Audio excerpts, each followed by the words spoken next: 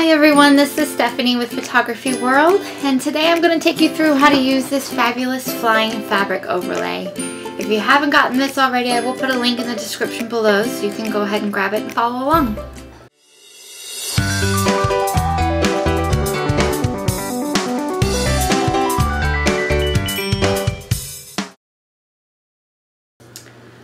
Okay, so when you get your pack, there will be 10 overlays in it. I've shot 5 in pink and 5 in red to give you a little variation on the color, but these two colors are pretty easy to change in Photoshop. So I'm going to show you how to change the colors to match whatever dress you're using.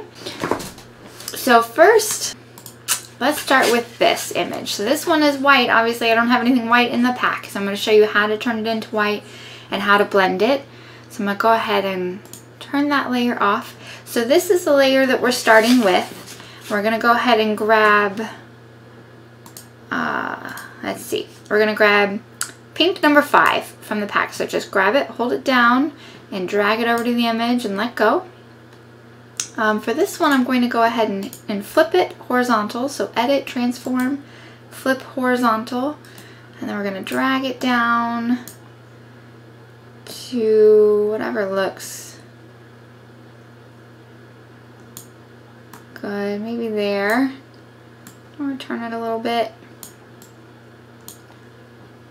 and then click the check mark to apply. Okay, so now we need to get this to blend with our image. So first we're going to go down here and grab an adjustment layer. I'm going to grab a hue saturation layer, and then let's see, I'm going to bring the saturation down, probably almost all the way. Oh, and we need to clip this to the fabric so that we're not desaturating our model. So the clip button is right here, this little box. Now you see the arrow pointing down to our fabric, so that means we're in business. Let's make it a little lighter. I don't know, anywhere around there looks good.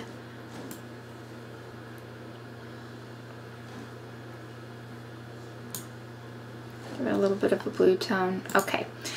And then next I'm going to go ahead and grab a levels. I pretty much put a levels layer on everything I do in Photoshop. So I'll show you how I use the levels. So first we're going to go ahead and bring in the shadows a little bit.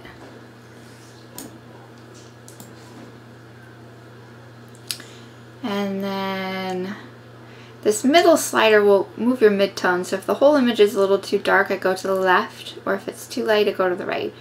So, I don't know, somewhere around there looks good. And then these outputs will kind of flatten it out a bit, so if you just have too much in the shadows, you can bring in this side.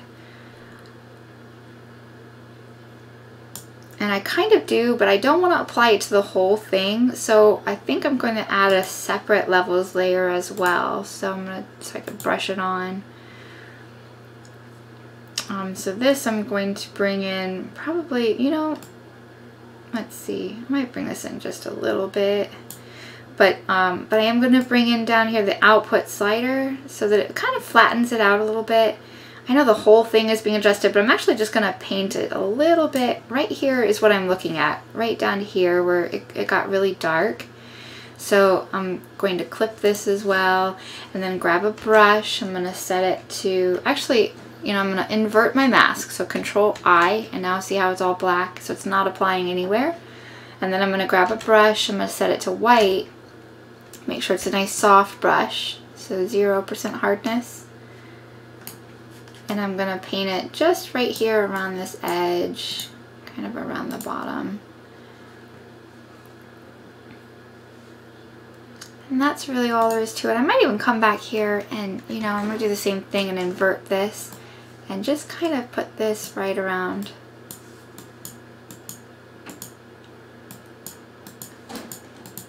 the tip as well, maybe a little bit here.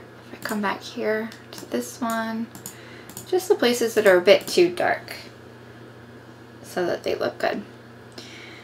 So that one's done, and there you go. So we've turned it into white. Now I'm going to show you this one, which is, we're going to make red.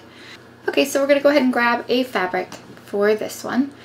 So let's go back to our fabrics. I'm going to grab 3. Let's go ahead and rotate it a bit. I'm gonna go ahead and edit, transform, flip vertical. And then let's make it obviously a bit smaller.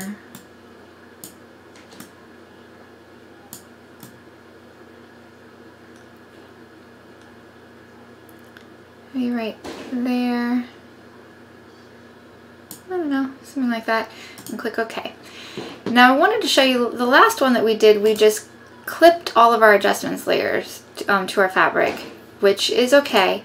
But one thing I find that works really well when I'm doing the fabric is to just make a folder and put everything in that folder. So if I don't like the fabric, or if I want to change it or move it around, all of my adjustments for color and light will stay on whichever fabric I put in.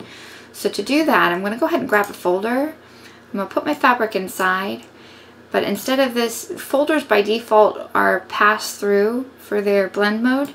And if you switch it to normal, and then you put adjustment layers in this folder, you don't have to clip it to the fabric. It'll just automatically apply to everything in the folder. So let me show you that. So if I come down here and I grab an adjustment layer, I'm going to grab Hue Saturation. And see, it's not clipped, but it'll only apply to the fabric when we start changing these. So first, let's make it red. Hang on. Okay, wait, colorize. We'll click colorize, then bring it down to red. Saturation, we're going to want really high, probably. I don't know. That's a tricky one. And then we'll bring down the light. Might want to bring the saturation up just a bit more.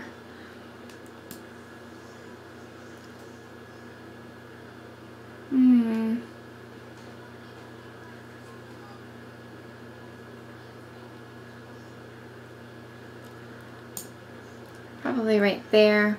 And then I like to go in and do levels. Almost every single one I do levels on. And levels, when I do levels, I'm just trying to match the amount of shadows, the contrast that I see in the image.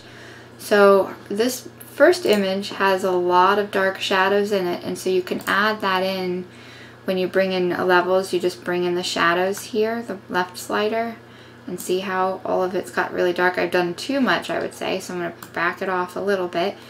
But when I pull in the levels, that's what I'm trying to do, is just match the shadows and the highlights in the image. This middle slider, I don't know, maybe right there. And then I'll probably flatten out the highlights just a little bit by pulling this one in. I'm going to go back to my